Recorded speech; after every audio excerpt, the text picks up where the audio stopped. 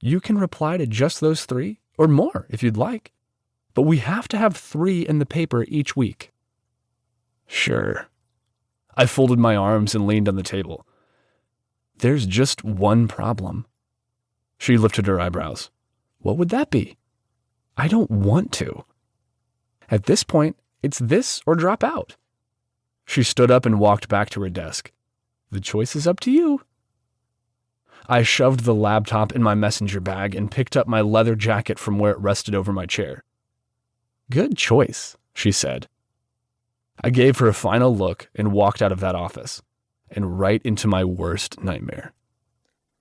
I slammed into a wall of muscle and leather and teen angst. My note cards flew through the air and landed on the ground beside me.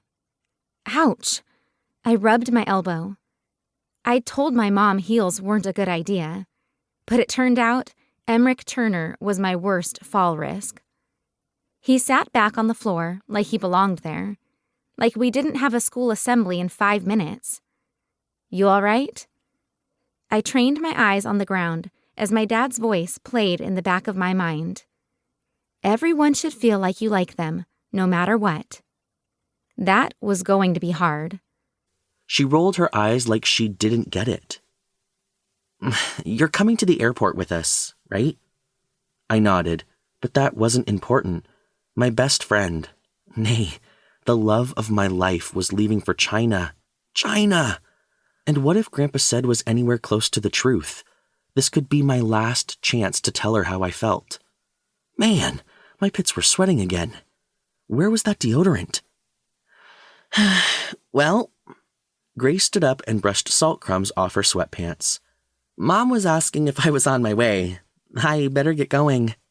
Nowhere in my carefully laid plans had a curfew come into play. I prepped for tornadoes, a surprise outbreak of yellow fever, a Russian raid, and even explosive diarrhea. Hey, it happens. But Mrs. Chu was an even stronger force to be reckoned with. Was I using that phrase right?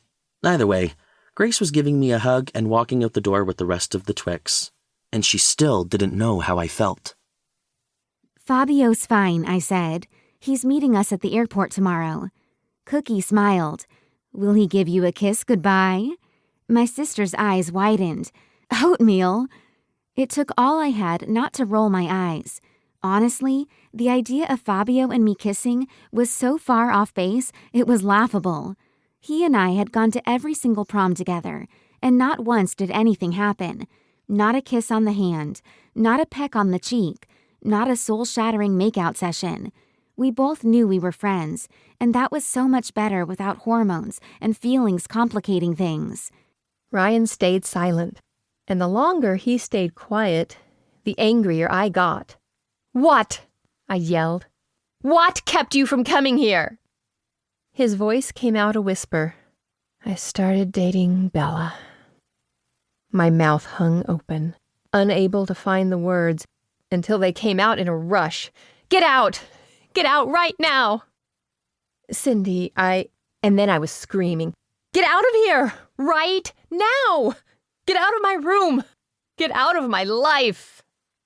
And people were running, and I was still screaming, and I couldn't breathe, and then it was dark again. But this time I welcomed it, because it was where I belonged. Dear Jet, I am writing because my caseworker made me. Don't get any ideas about me being your new best friend, or you riding in on your white horse to save me from being a sad blind person or whatever. Honestly, if you just never replied, you'd be doing me a favor. So, yeah.